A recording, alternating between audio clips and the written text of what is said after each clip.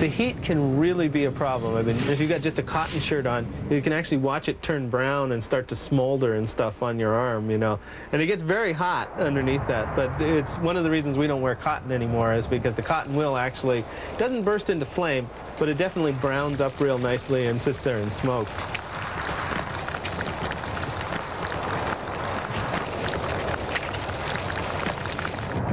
You have to watch where you put things. You have to watch where you're stepping.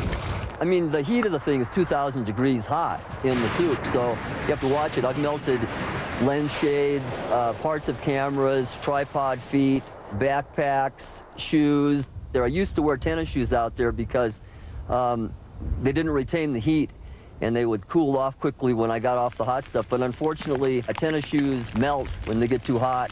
And I've stood in a lot of places that were so hot that they would melt whatever you touched. It's something you have to be really careful about. While melting your shoes might result in a funny story, the truth remains that one false step could spell real disaster. No one alive knows that better than Jeff Judd.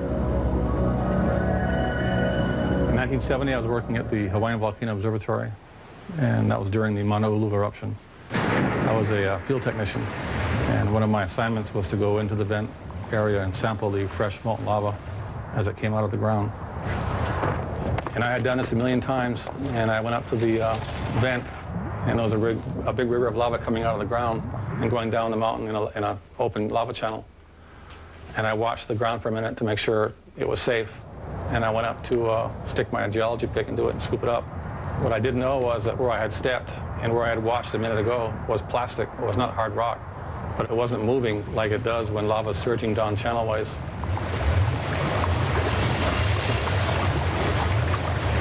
And so I stepped onto this roof of this, what I thought was a hard rock, and it was plastic, and I sunk right through with my leg going into the river of molten lava.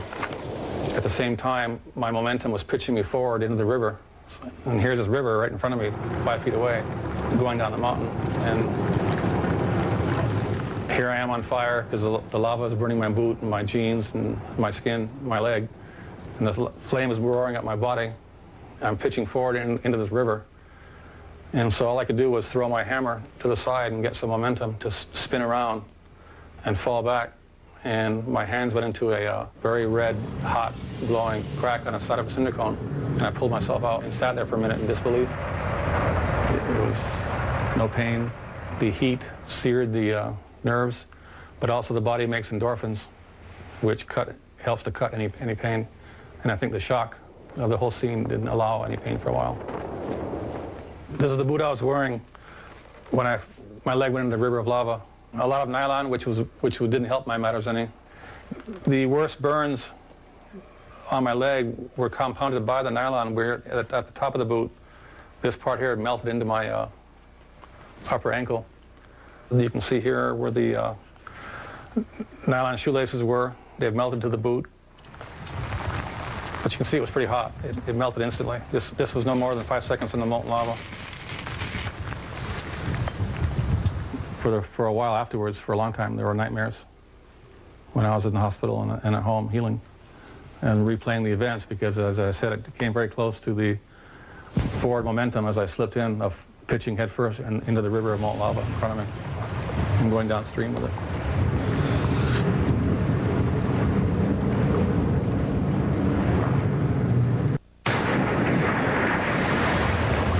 Getting the best look at a volcano requires patience, but when things do start to happen, they can happen very quickly. The most dramatic eruptions are high fountains of red-hot lava. The lava shoots up for hundreds and sometimes thousands of feet up into the air, and the pieces of lava are immense. They look like little teeny fragments, but a lot of them are a couple feet in diameter, and they're just giant fluid blobs of jello.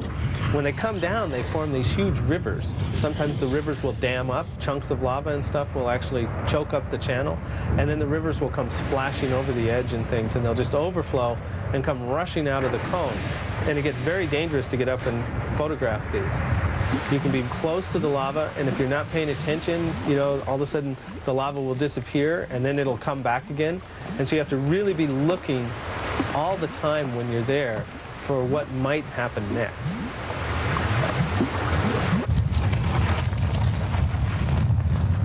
If you get trapped by those channels in a small area, you're not going to get out. It's just too hot in between them, and there's no way to cross out of them. So you don't want to get stuck in between channels.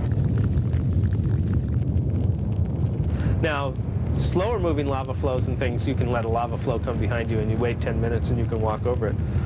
But the big lava channels, if you get stuck in between two of them, it's a very bad situation.